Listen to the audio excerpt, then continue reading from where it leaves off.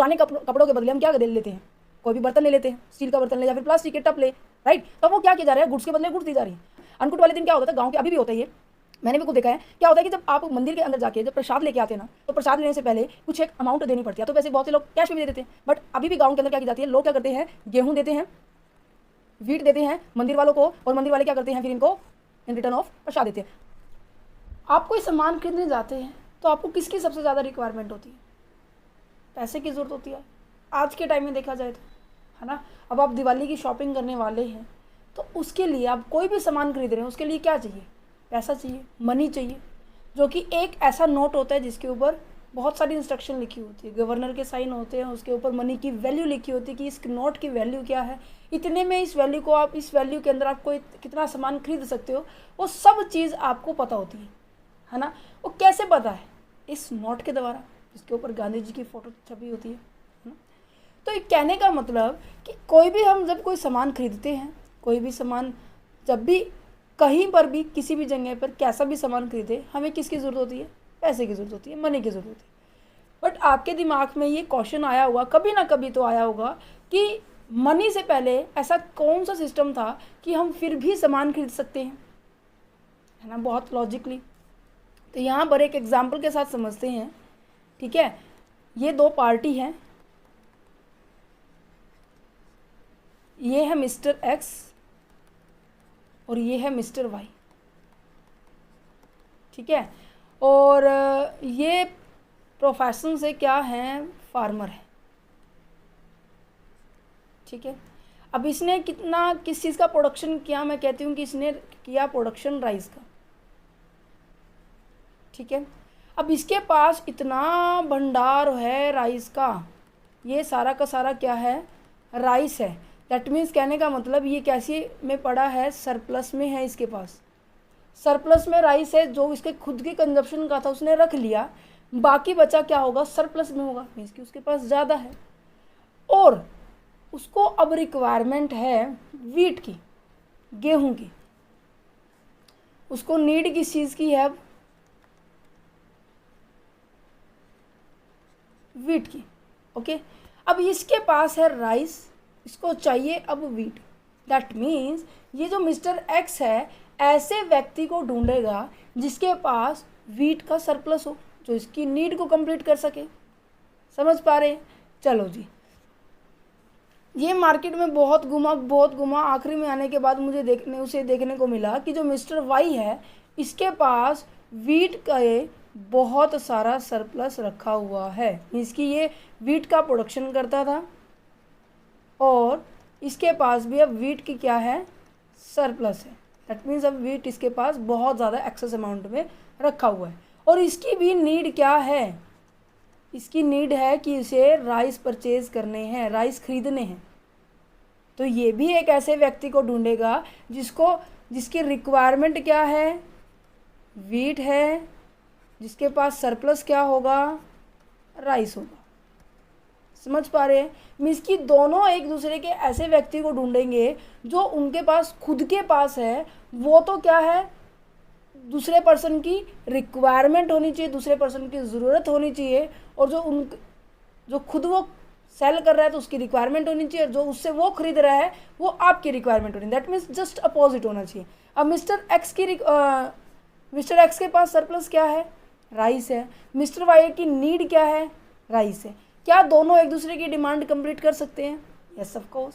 कहने का मतलब जब क्या की जा रही है, गुड्स के बदले में गुड्स। अब मैं क्या करूँगी, ये जो मिस्टर एक्स है इसको तो क्या दिया जाएगा, वीट दिया जाएगा, ठीक है, और मिस्टर वाई को क्या दिया जाएगा, राइस दिया जाएगा। जब क्या किया जा रहा है, गुड्स के बदले गुड्स एक्सचेंज हो रहे हैं। एक्सचेंज का मतलब समझते हैं, लेन देन हो रहा है, गुड्स के बदले गुड्स दी जा रही है। ऐसे सिस्टम को हम क्या कहते थे, बार्टर सिस्टम कहते थे, जिसके अंदर मनी का कोई भी यूज़ नहीं है, कोई भी यूज़ नहीं है। समझ पा रहे हो। तो पहले के टाइम में ये बार्टर सिस्टम होता था। आज भी बहुत सारे गाँव में ऐसा मिलता है। आपने देखा होगा कि जो गलियों में ये जो पुराने कपड़ों के बदले हम क्या दे लेते हैं, कोई भी बर्तन ले लेते हैं, स्टील का बर्तन ले या फिर प्लास्टिक के टप ले, राइट। तो वो क्या किया जा रहा है, गुड्स के बदले गुड्स दी जा रही है। अब उनकी रिक्वायरमेंट क्या है, कपड़ा है, ठीक है। जो गलियों में घूमने वाले स्ट्रीट वॉकर होते हैं ना, उनकी रिक्वायरमेंट क्या है, उनको कपड़े कलेक्ट करने हैं। और हमने क्या देखा कि कपड़ों के बदले में हमें क्या मिल रहा है, टप, बाल्टी या फिर कोई भी बर्तन या फिर कोई भी ऐसा इक्विपमेंट जो आपकी नीड के अकॉर्डिंग है, वो सब कुछ रखता है। गांव में देखा है ना, बहुत सारे ऐसे एग्जाम्पल मिल जाएंगे। और भी ऐसे एग्जाम्पल है, जैसे कि दिवाली के बाद जैसे जो अन्नकूट आते हैं, है ना। अन्नकूट वाले दिन क्या होता था गाँव के, अभी भी होता है ये, मैंने भी खुद देखा है। क्या होता है कि जब आप मंदिर के अंदर जाके जब प्रसाद लेके आते हैं ना, तो प्रसाद लेने से पहले कुछ एक अमाउंट देनी पड़ती है। तो वैसे बहुत से लोग कैश में भी दे देते हैं, बट अभी भी गाँव के अंदर क्या की जाती है, लोग क्या करते हैं, गेहूँ देते हैं, वीट देते हैं मंदिर वालों को, और मंदिर वाले क्या करते हैं, फिर इनको इन रिटर्न ऑफ प्रसाद देते हैं। वैसे बहुत से गांव में, अगर आपके गांव में नहीं होता, मैं वैसे बता देती हूँ, ऐसा होता है, ठीक है। और ये जो स्ट्रीट वाला एग्जांपल दिया, जो गलियों में घूमने वाले जो रिटेलर्स होते हैं, सामान बेचते हैं, ये भी एक तरह से बार्टर सिस्टम का एट प्रेजेंट भी ये बहुत अच्छा एग्जाम्पल है। एग्ज़ाम के अंदर एग्जाम्पल्स बहुत सारे देखे आने हैं, इवन ये क्वेश्चन कैसा भी है, ठीक है। देन उसके बाद इसके अंदर बहुत सारी कमियां नज़र आई, जिसके कारण मनी का कंसेप्ट इन्वॉल्व हुआ, ठीक है। मनी का कंसेप्ट सामने आया। सबसे पहली बात तो डिफ़िकल्टी ये हुई कि आपकी जो नीड है, आपकी वीट की नीड थी और दूसरी की राइस की नीड थी। इस नीड के ढूंढना, मार्केट में ढूंढना कि क्या आपकी भी ऐसी नीड है, क्या आपकी भी ऐसी नीड है, ऐसे ढूंढना बहुत बड़ा ही मुश्किल वाला टास्क है, बहुत डिफ़िकल्ट टास्क है। तो ऐसे पर्सन को ढूंढना जिसकी नीड और आपकी सरप्लस दोनों मैच होती हो, उस पर ऐसी सिचुएशन को क्रिएट करना बहुत डिफ़िकल्ट टास्क है।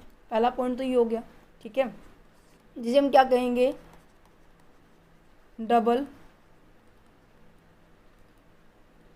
कोइंसिडेंस। मीन्स कि डबल कोइंसिडेंस का मतलब क्या है कि आपके पास वीट का ज़्यादा सरप्लस है और उसको वीट की ज़रूरत पड़े, ऐसे पर्सन को ढूंढना ये थोड़ा सा मुश्किल वाली बात है। दूसरी नंबर की बात, अब यहाँ पर देखो, ये राइस की वैल्यू कुछ और होती है, चावल कुछ और भाव आपको मिलते हैं मार्केट के अंदर, और वीट कुछ और भाव मिलते हैं। बट आपके यहाँ पर वैल्यू का कोई मैटर नहीं किया, there is a no value. वैसे आपने क्या किया, गुड्स के बदले गुड्स लिया, दैट्स इट। कोई मैटर नहीं किया उसकी वैल्यू कितनी है, उसकी क्वांटिटी कितनी है, उसको मेज़र किया जा रहा है नहीं किया जा रहा, ये बात की जा रही है। अब मैं ये कहूँ कि गोल्ड के बदले एक पर्सन ऐसा है जिसके पास गोल्ड लिखना था, चलो कोई नहीं, एक पर्सन ऐसा है जिसके पास गोल्ड ज़्यादा है, ठीक है, एक ज्वेलर है ये। एक पर्सन ऐसा है जिसके पास, ये जो फार्मर है उसके पास टमाटो ज़्यादा है, टमाटर ज़्यादा है, इसकी रिक्वायरमेंट टमाटो है, इसकी रिक्वायरमेंट गोल्ड है। ये कहेगा कि लो आप मुझे टमाटर देना, मैं आपको गोल्ड दूंगा। क्या टमाटर और गोल्ड का सेम वैल्यू है, दोनों की सेम रेट है? नो, दैट्स अ रीज़न कि मनी की वैल्यू यहाँ पर भी ज़रूरत पड़ रही है। पहला पॉइंट आपको डबल कोइंसिडेंस पर्सन को ढूंढना मुश्किल लग रहा था। दूसरा पॉइंट क्या है कि इसकी वैल्यू को एग्जैक्ट मेजर करना, ये भी एक डिफ़िकल्ट टास्क था पहले के टाइम में, बट आज के टाइम में हर चीज़ की वैल्यू अलग अलग है। आपको पता है गोल्ड अभी फ़िलहाल कितना है, 56 से लेके 60 के अराउंड चल रहा है, बट टमाटर का भाव देखो तो क्या है, 20 रुपये किलो नज़र आ रहा है। और हाँ, यूनिट को मेज़र किया जा सकता है एट प्रेजेंट। यूनिट के मेज़र के बेस पर हम क्या करते हैं, मनी की वैल्यू, मनी की पेमेंट करते हैं, पैसों की पेमेंट करते हैं, है ना। तो यहाँ पे क्या है, जैसे कि मैं अगर बताऊँ, जो भी लिक्विड फॉर्म में होते हैं सब्सटेंस, जो भी लिक्विड फॉर्म में होते हैं, जैसे कि तेल हो गया, पानी हो गया, दूध हो गया, इन सबको हम किस में माप सकते हैं, लीटर के अंदर माप सकते हैं। अब मैं ये कहूँ कि लीटर के अंदर भी मैंने आपको 3 एग्जाम्पल दिए, 3 पॉइंट दिए कि एक तो ऑयल है, सरसों का तेल मान लेते हैं, ठीक है, मस्टर्ड ऑयल मान लेते हैं, और एक मान लेते हैं वाटर, पानी, और एक मान लेते हैं मिल्क, दूध, ठीक है। तीनों लीटर में आते हैं, बट क्या तीनों का रेट सेम है, तीनों की वैल्यू सेम है? नहीं ना। तो यहाँ पर यूनिट को मेज़र करना भी एक टास्क था, दूसरा इसकी वैल्यू जो थी ये भी डिसाइड करना एक बहुत बड़ा टास्क था। दैट्स अ रीज़न कि मनी को इन्वॉल्व किया गया है। अगर मैं कहूँ कि ये जो मैं बातें बता रही हूँ, ये बार्टर सिस्टम की कहीं ना कहीं डिसएडवांटेज है, और यही एडवांटेज किसकी है, बोलो yes, that's a advantage of money. ठीक है, हमेशा याद रखना आपकी चैप्टर्स के अंदर कुछ पॉइंट ऐसे मिलेंगे, जैसे कि fixed and flexible exchange rate वाला चैप्टर किया था, चैप्टर नंबर 11 आपकी बुक का। उसके अंदर जो फिक्स्ड एक्सचेंज रेट की फीचर्स थी, वही फीचर्स डीमेरिट्स किसकी बनी थी, फ्लेक्सिबल की बनी थी, और फ्लेक्सिबल की मेरिट्स डीमेरिट किसकी बनी थी, फिक्स्ड की बनी थी। दैट मीन्स जस्ट अपोजिट है, आपको जस्ट ओनली फोकस करना है। ठीक है, चलो बढ़ते हैं नोट्स के ऊपर। देखो क्या लिखा हुआ है। सबसे पहले पुराने टाइम में क्या होता था, गुड्स के बदले गुड्स दी जाती थी, goods are exchange for the goods, goods के बदले गुड्स दी जाती थी। उस टाइम पे मनी की किसी भी तरह की कोई रोल नहीं था, कोई सिस्टम नहीं था। ठीक है, एग्जाम्पल के तौर पर मैंने यहाँ पे यही व्हीट राइस का एग्जाम्पल लिया है, आप देख सकते हैं। इस सिस्टम को क्या कहेंगे हम, बार्टर सिस्टम कहेंगे। ओके, बार्टर सिस्टम के आ जाने के बाद फिर क्या आया, ब्रिटिश के दौरान 1938 के दौरान 1917 से पहले की बात की जा रही है, 1838 सन की बात की जा रही है। उस टाइम पे क्या किया जाता था, गोल्ड और सिल्वर के कॉइन्स आए थे, जो कि एक तरह से मनी का फॉर्म ही था। देन उसके बाद फिर एलॉय मेटल्स आया पेपर मनी के साथ, जो हम ये कहते हैं ना कि 1 रुपये का सिक्का है, 2 रुपये का सिक्का है, 3 रुपये का सिक्का है, 3 रुपये का तो नहीं, 5 का है, 10 का है, ये फिर ये आए थे। देन उसके बाद क्या आ रहा है, प्लास्टिक मनी आ रही है। प्लास्टिक मनी दैट मीन्स आपके debit card, debit and credit card, ये सभी आए हैं। अब इनकी भी ज़रूरत नहीं है। एक देखो, पहले तो एक कार्ड में हो जाता था, इतना भी है, उस कार्ड में ही आपके पैसे लिखाए जाते थे कि इतने पैसे हैं आपके पास। बट अब क्या है, इलेक्ट्रॉनिक मनी में अब गूगल पे, फ़ोन पे, UPI, राइट, भीम ऐप, इन सब से क्या कर रहे हैं आप, विदाउट कैश के, विदाउट प्लास्टिक कार्ड के, प्लास्टिक जिसे हम मनी कहेंगे, इनके बिना भी हम क्या कर सकते हैं, डायरेक्ट पेमेंट कर सकते हैं अपने सेलर को। कैसे, QR कोड से स्कैन करो, पेमेंट हो गई है। कितना चेंज आ चुका है। अब पता नहीं 6th स्टेज क्या आने वाली है कि ऐसा कि हमें इलेक्ट्रॉनिक मनी की भी ज़रूरत नहीं होगी। मुझे लग रहा है जब इतना इनोवेशन हो सकता है, कुछ ना कुछ तो और भी होगा, है ना। टेक्नोलॉजी चेंज होती रहती है। माइक्रो इन्वायरमेंट के अंदर हमने बिजनेस के अंदर भी 3rd चैप्टर के अंदर पढ़ा था, टेक्नोलॉजी इन्वायरमेंट के अंदर, है ना। तो कहीं ना कहीं मुझे लग रहा है अब भी कुछ नया आने वाला है। तो बार्टर सिस्टम क्या है, in which the goods are exchange for the goods, goods को गुड्स के बदले में एक्सचेंज किया जाता है। ठीक है, commodity for commodity exchange economy, जिसे हम CC इकोनॉमिक के नाम से भी जाना जाता है। That's the second name of this barter system. Okay, but इसकी बहुत सी ड्रॉबैक्स थी जो भी हमने डिस्कस की। Double coincidence of the funds, कि ये ढूंढना बड़ा मुश्किल होता था कि जो आपके पास सरप्लस है और वही चीज़ें दूसरों की नीड है। यहाँ पे लॉजिक लिख लीजिए, जो आपके पास क्या है, सरप्लस है, वही दूसरे पर्सन की क्या होनी चाहिए, नीड होनी चाहिए। ऐसे पर्सन को ढूंढना, ऐसे पर्सन को ढूंढना बड़ा मुश्किल काम है ना। तो इस पॉइंट को क्या कहेंगे, double coincidence of the one, means need, surplus of rice, surplus of the cloth, different task है, दोनों को कंप्लीट करना। क्लॉथ की जगह मैंने यहाँ पे वीट का एग्जांपल लिया था, वीट भी कर सकते हैं, जैसे भी आपको सुटेबल है। ठीक है, नेक्स्ट क्या है कि lack of the common unit of the value, जो भी आप सेल कर रहे हैं। अब यहाँ पर मैंने किसका एग्जाम्पल ले रखा है, राइस का ले रखा है और क्लॉथ का ले रखा है, सॉरी, राइस और क्लॉथ का ले रखा है। राइस किस में अंदर मेज़र की जाती है, केजी के अंदर मेज़र की जाती है। क्लॉथ किसके अंदर मेज़र की जाती है, क्वांटिटी के अंदर मेज़र की जाती है। अब मैं कहूँ कि क्लॉथ लेके आने, अब क्लॉथ में तो बहुत सारी चीज़ें आती हैं, पैंट आती है, शर्ट आती है, सूट आती है, सलवार आती है, और भी चीज़ें, बहुत चीज़ें आती हैं। यहाँ पे क्वांटिटी है। ठीक है, अगर मैं कहूँ शूज़ का पेयर, शूज़ लेने हैं, राइस के बदले शूज़ लेने हैं। अब ये बताओ भाई, एक जूता लेना है, एक शूज़ लेना है, 2 शूज़ लेने हैं, शूज़ का पूरा पेयर लेना है, 3 शूज़ लेने हैं, डजेंट मैटर। क्या किया जा रहा है यहाँ पर, एक जो यूनिट है, एक कमोडिटी है, दूसरी कमोडिटी के इक्वल नहीं है। समझ पा रहे हैं। तो lack of the common unit of the value, that's some difficult task, किसको मेज़र करना भी डिफ़िकल्ट है, और इसकी वैल्यू को डिसाइड करना ये भी डिफ़िकल्ट है। Every goods is a measure in the different unit, सबको पता है हर एक गुड्स जो क्या है डिफरेंट डिफरेंट यूनिट में मेजर की जाती है। जैसे कि लिक्विड फॉर्म में क्या होता है, लीटर होता है। गोल्ड एंड सिल्वर क्या होता है, ग्राम के अंदर होता है। जितनी भी क्वांटिटीज़ होती है, जैसे कि हम कोई भी सब्जी लेने जाएँ या फिर अपना नॉर्मल सामान लेने जाए, चावल लेने जाए, ये कैसे में होती है, क्वांटिटी में होती है, केजी में होती है ना। तो every goods have the different value, even the measurable unit is a similar. आप देखो यहाँ पर डिफरेंट डिफरेंट यूनिट के साथ साथ डिफरेंट डिफरेंट इनकी वैल्यू भी होती है। ये मैं ऑलरेडी एग्जांपल दे चुकी हूँ। तो कहने का मतलब money work as a common, money क्या कर रही है, कॉमन रोल अदा कर रही है। Denominations in which all the goods and services are express, जिसके अंदर सभी गुड्स एंड सर्विसेज को मेज़र किया जाता है, एक्सप्रेस किया जाता है। हर चीज़ को आप आज के टाइम में पैसे के साथ मोल कर सकते हो।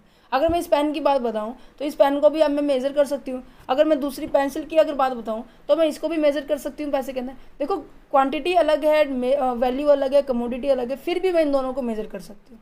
ठीक है, अब यहाँ पर नेक्स्ट पॉइंट आ जाता है difficulty in a future payment. Future payment की किस तरीके से आप पेमेंट कर सकते हैं फ्यूचर में, मतलब कि डेफर्ड पेमेंट जिसे हम कहते हैं, फ्यूचर में होने वाले जो खर्चा है, या फिर आज आपने कोई कॉन्ट्रैक्ट कर दिया, आपको फ्यूचर में उसकी पेमेंट करनी है, तो उस पर्टिकुलर कमोडिटी के रिगार्डिंग आपको पेमेंट करनी है, तो वो पेमेंट कैसे कर पाएंगे। पेमेंट करने में दिक्कत होगी बार्टर सिस्टम के अंदर। अब आपके पास नॉर्मल सी बात है, कई बार ऐसा होता है कि जो चीज़ आपको रिक्वायरमेंट है वो सामने वाले के पास होती नहीं है, और जो आपके पास है वो हो भी सकती है। कहने का मतलब मैं लेती हूँ यहाँ पे कि जो मिस्टर एक्स है ये राइस प्रोड्यूस करता है, मिस्टर वाई क्या करता है, वीट प्रोड्यूस करते हैं। ठीक है, और मिस्टर वाई को यहाँ पर राइस की ज़रूरत है तो मिस्टर एक्स प्रोवाइड कर देंगे। तो ऐसा भी मैंने बताया कि अभी कि जो मिस्टर वाई है वो क्या कर सकते हैं, यहाँ पर मिस्टर एक्स को वीट दे सकते हैं। बट मिस्टर एक्स कह रहे हैं कि मुझे वीट चाहिए नहीं, भी मुझे गेहूँ चाहिए नहीं, मुझे तो कुछ और चाहिए। ठीक है, अब यहाँ पर लायबिलिटी किसकी क्रिएट हुई है, यहाँ पर मतलब कि रिस्पॉन्सिबिलिटी जो फ्यूचर में पेमेंट करनी है मिस्टर वाई की क्रिएट हुई है। अब इसको ऐसी या तो ऐसी गुड्स प्रोड्यूस करनी पड़ेगी जो मिस्टर एक्स की क्या हो, नीड हो, या तो वो ऐसी गुड्स प्रोड्यूस करेगा, या फिर उसके पास क्या होना चाहिए, कुछ और फैक्टर होना चाहिए कि इसे अपनी लायबिलिटी को कम कर सके। दैट मीन्स उसके पास पैसा होना चाहिए। समझ पा रहे हो। अब इसके पास पैसा भी नहीं है, दूसरी गुड्स को प्रोड्यूस करने में उसके पास खर्चा भी ज़्यादा आएगा। तो दोनों के दोनों फैक्टर्स क्या हैं, कहीं ना कहीं इसके लिए नुकसानदायक है मिस्टर वाई के लिए। तो इस केस में भी जो ये फ्यूचर पेमेंट करनी पड़ेगी मिस्टर वाई को, तो यहाँ पर थोड़ी दिक्कत होगी। तो यहाँ पे ये लिखा हुआ है, if the buyer and the seller do a contract of a future payment risk is create. दोनों के लिए रिस्क क्रिएट हो सकता है। क्या पता फ्यूचर के अंदर जो आपने वीट खरीदी थी उसकी वैल्यू क्या हो जाए, कम हो जाए। मैं कह रही हूँ कि आपने मिस्टर वाइन ने वीट खरीदी थी 100 रुपये किलो, छोटा सा एग्जांपल लेते हैं। ठीक है, 100 रुपये किलो इन्होंने क्या खरीदी है, राइस खरीदी है, क्योंकि इसने तो राइस खरीदे ना, ये तो वीट का प्रोड्यूस करा था। ठीक है, यहाँ पर इसने राइस खरीदा 100 रुपये किलो। ख़रीदा कब है, जैसे कि आज है 16 अक्टूबर, एक सेकेंड,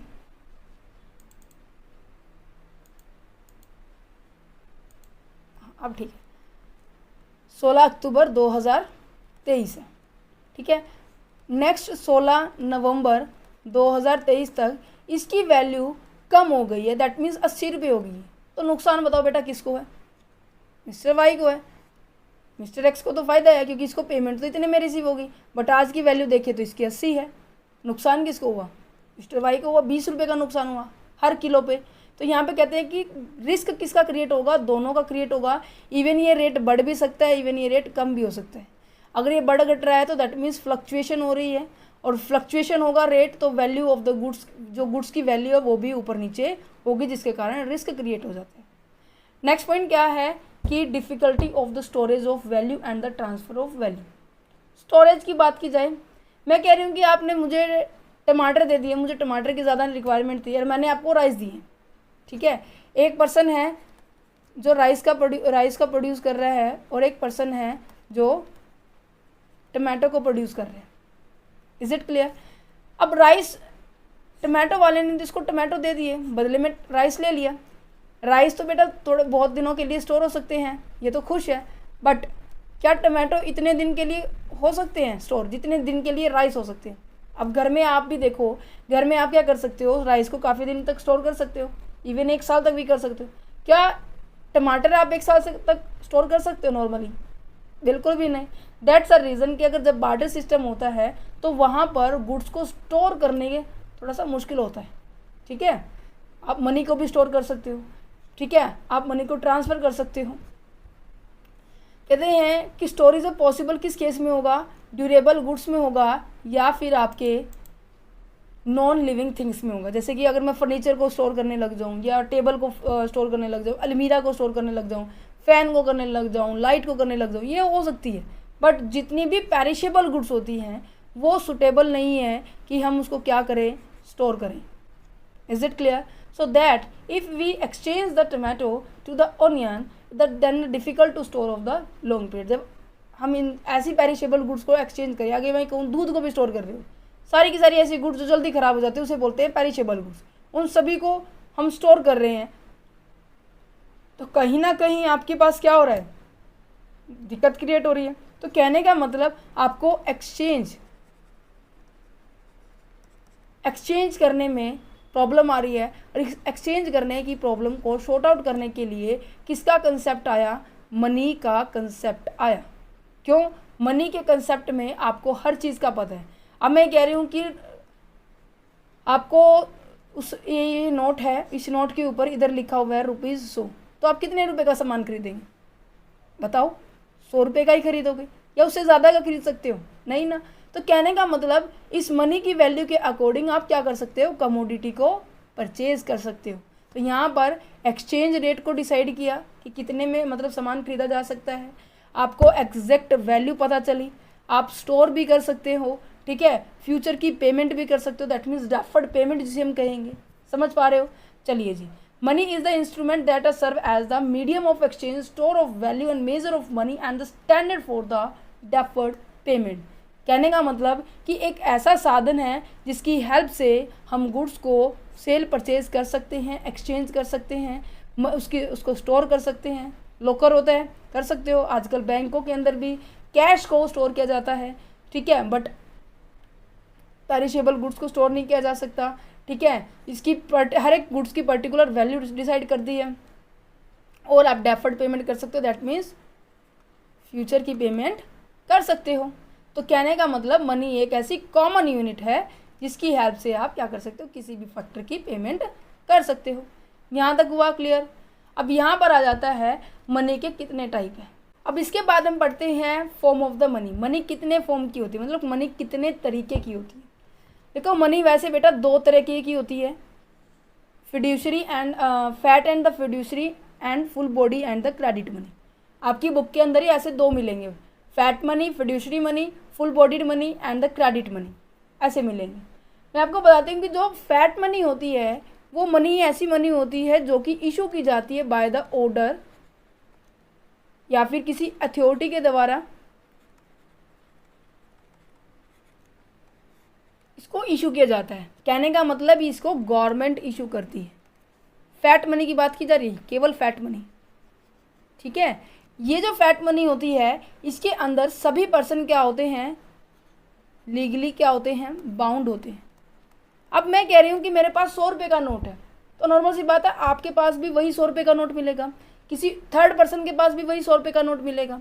तो कहने का मतलब ऐसे करेंसी, ऐसी मनी जो गवर्नमेंट ने इशू की है और सभी पर्सन उस क्या कर रहे हैं, एक्सेप्ट कर रहे हैं कि इसी में पेमेंट होगी, that's point is a fat money, ठीक है, fat money sorry. Next point क्या है, फिड्यूशरी मनी। फिड्यूशरी का मतलब समझते हैं जिसके अंदर मनी तो होती है, मनी का रोल अदा करता है, बट ये लीगली बाउंड नहीं होती। यहाँ पे ये वर्ड इम्पॉर्टेंट है, और ये वर्ड इम्पॉर्टेंट है कि ये किसी पर्टिकुलर अथॉरिटी के द्वारा या फिर किसी ऑर्डर के द्वारा ही इशू की जाती है। फिड्यूशरी मनी वो मनी होती है जो लीगली बाउंड नहीं होती। ये किसके बेस पे होती है, एक तरह से ट्रस्ट के बेस पे होती है। जैसे कि मैं ये कह रही हूँ कि जो एक पर्सन है बायर, एक पर्सन है सेलर, दोनों का बैंक में अकाउंट है, वो भी SBI के अंदर, ठीक है। अब बायर ने सामान खरीदा, सेलर ने इसको दिया, इसके पास पैसे नहीं है, इसने क्या कर दिया, चेक इशू कर दिया। चेक तो देखा होगा, इसने क्या कर दिया, चेक इशू कर दिया और उस चेक के ऊपर अमाउंट लिख दी। मान लो इसने खरीदे हैं 2000 रुपये का सामान और उस चेक के ऊपर क्या लिख दिया कि 2000 रुपये आप ले लेना। तो कहने का मतलब जब पेयर और पेई, यहाँ पर पेयर कौन है, बायर है, पेई कौन है, जो रिसीव करता है अमाउंट को, इन दोनों के बीच में एक रिलेशन होता है, वो रिलेशन ट्रस्ट का होता है। जब इसके बेस पर आप कोई पैसे को ट्रांसफ़र करते हैं, उस पैसे को क्या कहता है, फिड्यूशरी मनी कहते हैं। इज दैट क्लियर, समझ पा रहे हैं? चलो जी, नेक्स्ट क्या है, full bodied money. Full bodied money का मतलब क्या है, यहाँ पर ये दोनों एक दूसरे के साथ सिमिलर है। यहाँ पे एक तो आते हैं मनी वैल्यू, पेन को चेंज करते हैं क्योंकि कंसेप्ट भी चेंज हो गया बेटा हमारा, है ना। एक है हमारे पास मनी वैल्यू, एक है हमारे पास कमोडिटी वैल्यू। इन दोनों के बीच में रिलेशन है, ठीक है। पहले मैं मनी की वैल्यू मैंने वैसे अभी बताया तो था तुम्हें पिछली वीडियो के अंदर कि मनी वैल्यू क्या होती है, पूरा अच्छे से हमने इसको डिस्कस किया था, इस पूरे चैप्टर को जितना अभी तक हमने किया है यहाँ पर देखो, ठीक है। बट अब मैं फिर दोबारा से आपको बताना चाहूँगी कि जो मनी की वैल्यू क्या होती है।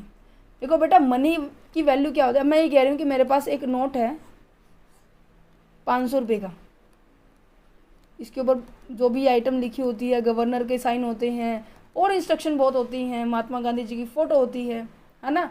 तो इस 500 के नोट से आप कितने का सामान खरीद पाएंगे, बताओ, 500 का ही खरीद पाएंगे, राइट। तो कहने का मतलब कि जितनी वैल्यू इस नोट के ऊपर लिखी हुई है वो तो होगी उस नोट की value, that known as a money value. और उस वैल्यू के अंदर जितनी भी आप कमोडिटी परचेज करोगे उस कमोडिटी की वैल्यू हो जाएगी। कहने का मतलब जब यहाँ पर दोनों एक दूसरे के इक्वल होती है तो यहाँ पे फुल बॉडीड का कंसेप्ट लगेगा, ठीक है। और क्रेडिट मनी का मतलब क्या होता है, जब आपकी मनी जो वैल्यू होती है ये ज़्यादा होती है किसके कंपैरिजन में, कमोडिटी की वैल्यू के कंपैरिजन में। समझ में आ गया? फॉर्म ऑफ द मनी 4 तरह की होती है, fat money, fiduciary money, full bodied money and the credit money. ये टॉपिक इम्पॉर्टेंट है, मोस्ट ऑफ आपको एग्जाम के अंदर देखने को मिलेगा, ठीक है। अब यहाँ पर देखो फटाफट नोट्स के अंदर कि फिर मनी के कितने टाइप हैं। सबसे पहले क्या दिया हुआ है, फिड्यूशरी एंड फैट मनी दिया हुआ है, full body and credit money दिया हुआ है। फैट मनी क्या होता है, एक तरह से ऐसी मनी होती है which is issue by the order and authority of the government, government की ऑर्डर और अथॉरिटी के साथ इशू किया जाता है। ऑल द नोट्स, जितने भी नोट्स हैं, जितने भी कॉइन्स हैं, ठीक है, वो सभी क्या किए जाते हैं, इशू किए जाते हैं और वो सभी के पॉइंट ऑफ व्यू से क्या होते हैं, ये लीगल बाउंडेड होते हैं। Is it clear? चलो नेक्स्ट पॉइंट क्या है, फिड्यूशरी मनी है। फिड्यूशरी मनी क्या होती है, जो कि एक्सेप्ट की जाती है किसके बेस पर, ट्रस्ट के बेस पर। किसके बीच में, पेयर और पेई के बीच में। ये पेयर है, ये क्या है, पेई है। समझ में आ रहे हैं? चेक इसका बेस्ट एग्जाम्पल है, ठीक है। ये गवर्नमेंट ने कोई कंपल्सन नहीं है, लीगल बाउंड नहीं है कि आप इसी के साथ ही पेमेंट करेंगे, ठीक है। फुल बॉडी मनी का मतलब क्या है, money in term of the coin whose commodity value is equal to the value of the money and the when they are issued.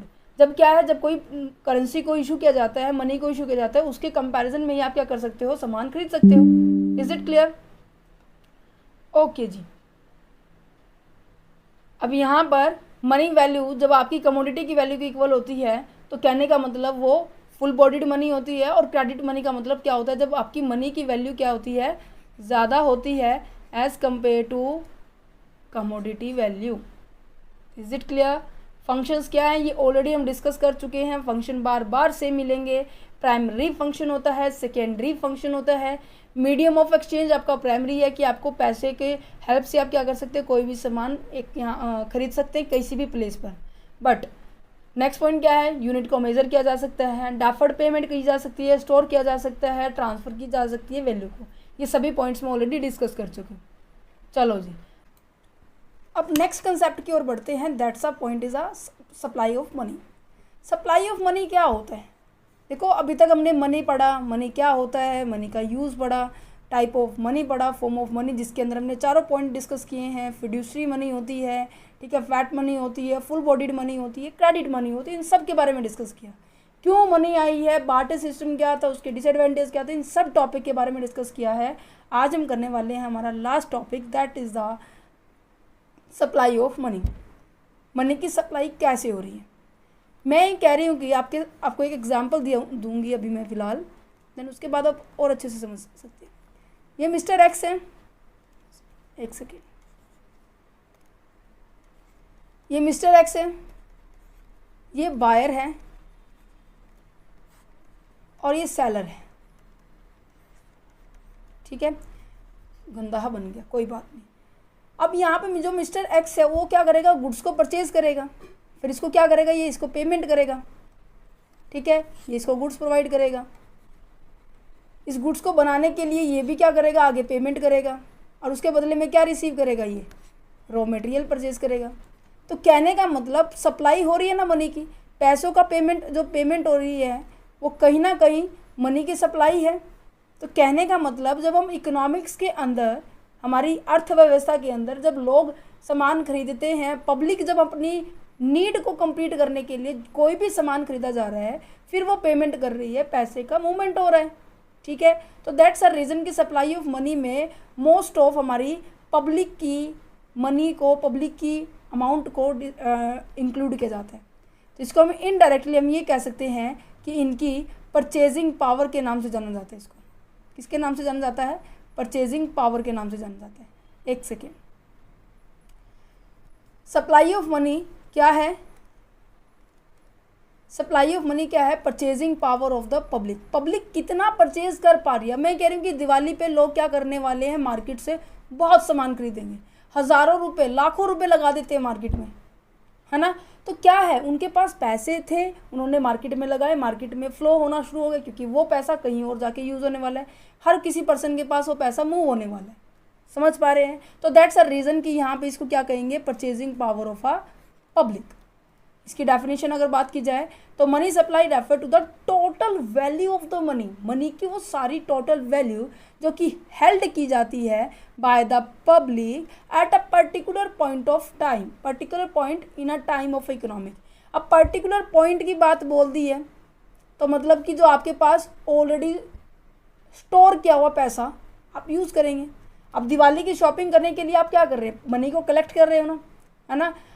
अब क्या है, वो कलेक्ट की हुई मनी हो उस पर्टिकुलर टाइम पे आप यूज़ करोगे। कहने का मतलब आपकी क्या कर रहे हो, स्टोर की हुई अमाउंट का यूज़ करेंगे। स्टोर की हुई अमाउंट को हम अकाउंट्स में, इकोनॉमिक्स में क्या बोलते हैं, स्टॉक बोलते हैं। दैट्स अ रीज़न कि ये जो सप्लाई ऑफ मनी का जो कंसेप्ट है वो कैसा कंसेप्ट है, स्टॉक कंसेप्ट है, ठीक है। क्योंकि आप एक पर्टिकुलर पीरियड ऑफ टाइम की बात कर रहे हैं, ठीक है। और यहाँ पर पब्लिक के द्वारा जितना भी पैसा यूज़ किया जाता है इकोनॉमिक के अंदर, उसकी बात की जा रही है, ठीक है। सप्लाई ऑफ मनी के अंदर क्या चीज़ें इंक्लूड होंगी, क्या चीज़ें इंक्लूड नहीं होंगी। इंक्लूड होने वाली बात की जाए तो यहाँ पर पब्लिक के द्वारा जो हेल्ड किया हुआ पैसा है, money held by the public only, उसे ही क्या किया जाएगा, इंक्लूड किया जाएगा। क्यों, कौन सा पैसा इंक्लूड नहीं किया जाएगा, जो कि गवर्नमेंट है या फिर बैंकिंग सिस्टम के द्वारा हमारे पास पैसा आ रहा है। क्योंकि बेटा ये तो बैंक है, गवर्नमेंट है, ये पैसा जनरेट करने की बात करिए। गवर्नमेंट क्या करती है, पैसा इशू करती है, आरबीआई क्या करती है, करेंसी को इशू करती है। समझ पा रहे हैं। मिनिस्ट्री ऑफ फिनांस 1 रुपये के जो सिक्के होते हैं और जो 1 रुपये का नोट होता है, कॉइन्स होते हैं, सिक्के होते हैं, उनको इशू करती है। जो बैंकिंग, जो आरबीआई है, वो बाकी की करेंसी करते हैं एक्सेप्ट द 1 रुपये नोट एंड कॉइन्स को, है ना। तो ये तो सप्लाई करने का नहीं, ये तो जनरेट करने का पॉइंट है। बट सप्लाई करने का मनी को कहाँ से कैसे मूव किया जा रहा है, पब्लिक कर रही है। और मनी सप्लाई को मेज़र कैसे किया जाएगा, M1 से करते हैं, M2 से करते हैं, M3 से करते हैं, M4 से करते हैं। M मनी की बात की जा रही है, मेज़र करने के तरीके की बात की जा रही है। आपके सिलेबस के अंदर अभी फ़िलहाल M1 ही है। M1 का मतलब क्या है कि एक ये इसलिए भी इंक्लूड है क्योंकि इसके अंदर वो सभी कैश, वो सभी मनी इंक्लूड होते हैं जो ईजिली कन्वर्ट हो सकती है कैश में विद इन 1 ईयर या फिर विदाउट हर्डल्स, बिना किसी परेशानी के आप उसको जल्दी से कैश में कन्वर्ट कर सकते हैं। समझ पा रहे हैं। तो कहने का मतलब, जैसे कि मैं शेयर की बात करूं, मैंने शेयर खरीद रखे थे, मार्केट में मैं किसी भी टाइम किसी भी तरह से कहीं पर भी सेल कर सकती हूँ, राइट। अगर मैं कहूँ कि मेरे पास फर्नीचर है, फर्नीचर के लिए तो मेरे को प्रॉपर मार्केट देखनी पड़ेगी, उसका बायर देखना पड़ेगा। शेयर में मुझे ऐसा कुछ नहीं होता, राइट। तो कहने का मतलब कि आपके पास M1 में वो सभी मनी के अंदर इंक्लूड होंगे जो कि लिक्विड फॉर्म में मेजर किए जा सकते हैं, means convert in a cash, वो भी ईजिली विदाउट हर्डल के आप उसको कन्वर्ट कर सकते हैं, ठीक है। इसलिए इसको क्या कहते हैं, ट्रांजेक्शन्स मनी कहते हैं। अब ये जो M1 में 3 कंपोनेंट इंक्लूड है। First component is currency plus coin, जो कि पब्लिक के पास है, demand deposit of a commercial bank, and there is a other deposit of a with the RBI, जिसके अंदर नाबार्ड हो गया, अदर फाइनेंशियल इंस्टीट्यूशंस हो गए, international monetary fund, world bank, ये सभी इंक्लूड होंगे, IMF और WB। अब मैं इनको एक 1 बाय 1 एक्सप्लेन करते हैं।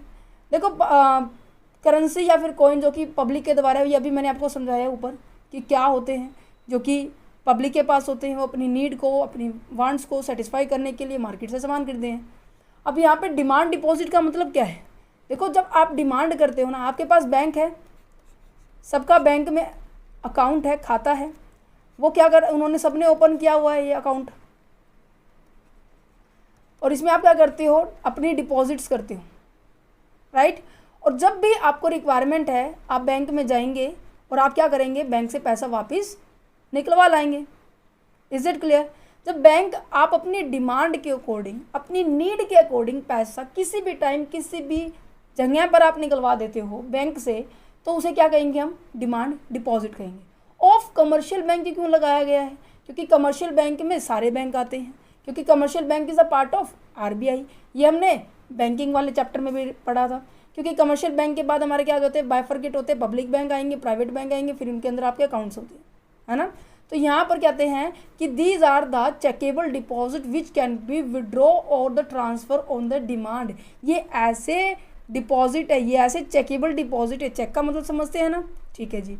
ये ऐसे डिपॉजिट्स है जिसको आप विड्रॉ कर सकते हैं, जिसको आप ट्रांसफ़र कर सकते हैं आपकी नीड के अकॉर्डिंग, आपकी डिमांड के अकॉर्डिंग, ठीक है। अब 2 टर्म्स है आपकी बुक के अंदर कि टर्म डिपॉजिट क्या होते हैं, डिमांड डिपॉजिट कहते हैं, दोनों को डिस्कस कर लेते हैं। अभी मैंने आपको बताया कि डिमांड डिपॉजिट में किसी भी तरह की लिमिट नहीं होती है, जब भी आपकी ज़रूरत होती है आप उसको निकाल सकते हो। तो यहाँ पे there is no specific time, specific time बेटा जी नहीं है, नॉट रिक्वायर्ड। बट अगर बात की जाए टर्म की बात, आप FD करवाते हैं, बैंकों में FD होती है, 5 ईयर की करवाते हैं, और 5 ईयर तक आप उसमें से पैसा नहीं निकाल सकते। और FD करवाने का मतलब क्यों होता है, क्योंकि आप इंटरेस्ट का क्या उठाना चाहते हो, बेनिफिट उठाना चाहते हो। अगर आपने 5 साल से पहले ही FD तुड़वा दी है, इसकी FD को आपने ब्रेक कर दिया है, तो आपको उस इंटरेस्ट का बेनिफिट नहीं मिलेगा, और इवन वो कट के भी पैसा मिलता है, काफ़ी पॉलिसीज़ होती है। तो यहाँ पे टर्म डिपॉजिट का मतलब क्या है, जब एक पर्टिकुलर टाइम लिमिट सेट कर दी, मैंने 5 साल सेट कर रखी है, ये नॉर्मली होती भी है, तो यहाँ पर तो क्या है, टाइम लिमिट प्रॉपरली स्पेसिफाइड है। यहाँ पर आप टाइम लिमिट है तो नॉर्मल सी बात है, पैसा अपनी इच्छा के हिसाब से निकाल भी नहीं सकते हैं, राइट। तो यहाँ पे विड्रॉल मनी नॉट अलाउड, बच्चे ध्यान से पढ़ो, बिल्कुल लॉजिक से सब पढ़ना है। बट डिपॉजिट मनी है, डिमांड डिपॉजिट है, अपनी डिमांड के अकॉर्डिंग, अपनी नीड के अकॉर्डिंग आप उसको निकाल सकते हैं। इसमें नेचर कैसा है, अभी मैंने ऊपर बताया कि ये चेकेबल डिपॉजिट है, तो डिमांड डिपॉजिट कैसा है, चेकेबल डिपॉजिट है, बट ये चेकेबल डिपॉजिट नहीं। तो यहाँ पे मैंने इसको क्यों पढ़ा है, क्योंकि डिमांड डिपॉजिट और नेट डिपॉजिट को ही क्या करेंगे, हम अपनी सप्लाई ऑफ मनी के अंदर इंक्लूड करेंगे। Is it clear. Other deposit की बात की जाए तो अदर डिपॉजिट में आपको ये 3 नाम याद रखने हैं। कौन कौन से नाम है, demand deposit with reserve bank of public financing institutions. Public financing institution से आप क्या कर सकते हो, सप्लाई हो सकती है मनी की। सेकंड क्या है कि demand deposit with RBI of the foreign current central bank of government, और ये IMF and WB, international monetary fund and the world bank. यहाँ से ये तीनों पॉइंट आपको, ये देखो बेटा ये तो याद करने की है, ये मैंने आपको समझा दिया कि डिमांड डिपॉजिट होता है, कमर्शियल बैंक क्या होता है, पब्लिक डिपॉजिट क्या होता है, हो गया पॉइंट। M1 के अंदर ये तीनों चीज़ें इंक्लूड होंगे। इज इट क्लियर, समझ पा रहे हो। अब ये पूरा चैप्टर कंप्लीट हो चुका है। फॉर्म ऑफ मनी क्या थी, जिसके अंदर हमने fiat money, fiduciary money, full bodied money, credit money, इन सबको पढ़ा था, ठीक है जी। हमने यहाँ पे इनके डिसएडवांटेज भी पढ़े थे। एक सेकेंड अभी दिखाती हूँ मैं आपको कि बार्टर सिस्टम क्या है। बार्टर सिस्टम की कमियाँ गिनी थी, जो कि किस एडवांटेज किसकी थी, आपकी एडवांटेज थी आपकी मनी सप्लाई की, मनी की थी। एक सेकेंड, जो बार्टर सिस्टम की डिसएडवांटेज है वो एडवांटेज किसकी है, मनी कंसेप्ट की। आई होप आपको ये पूरा चैप्टर बिल्कुल अच्छे से समझ में आ गया हो। अगर वीडियो का कंटेंट अच्छा लगा है, समझाने का तरीका अच्छा लगा है, तो प्लीज़ वीडियो को लाइक कीजिए, क्योंकि हमें भी मोटिवेशन मिलता है। ठीक है, अगर कोई आप न्यू पॉइंट बताना चाहते हैं कि मैम इस तरीके से नहीं, आप इस तरीके से पढ़ाइए, हमें इस तरीके से ज़्यादा अच्छा समझ में आता है, तो आप मुझे वो भी सजेशन दे सकते हैं। कमेंट बॉक्स आप सभी के लिए ओपन है। अगर कोई भी आपको क्वेश्चन में डाउट है तो भी आप कमेंट कर सकते हैं। ठीक है, अगर आप पीडीएफ को परचेज करना चाहते हैं, इन पीडीएफ के नोट्स को लेना चाहते हैं, तो आपको व्हाट्सएप नंबर आपको डिस्क्रिप्शन बॉक्स में गिवन है, ईमेल आईडी डिस्क्रिप्शन बॉक्स में गिवन है, वहाँ पे आप कांटेक्ट कर सकते हैं, क्योंकि टीम आपको जल्द ही आपको रिस्पॉन्स करेगी। आपको पर पीडीएफ ₹9 पे करने पड़ेंगे, देन आप अपने पीडीएफ को एक्सेस कर सकते हैं। ठीक है, हर चैप्टर की मोस्ट ऑफ बिजनेस हुआ, अकाउंट्स हुआ, या फिर आपका इकोनॉमिक्स है, मोस्ट ऑफ सभी सब्जेक्टों की वीडियोस हम डाल रहे हैं। इकोनॉमिक्स का मोस्ट ऑफ हाफ सिलेबस हो चुका है, बिजनेस का भी हाफ सिलेबस हो चुका है, तो 1 बाय 1 सभी को कंप्लीट करेंगे। आपके एग्जाम आने से पहले, फरवरी 2024 आने से पहले हम सारा का सारा सिलेबस एक बारी कंप्लीट जरूर करेंगे। Okay, thank you for watching this video, have a nice day.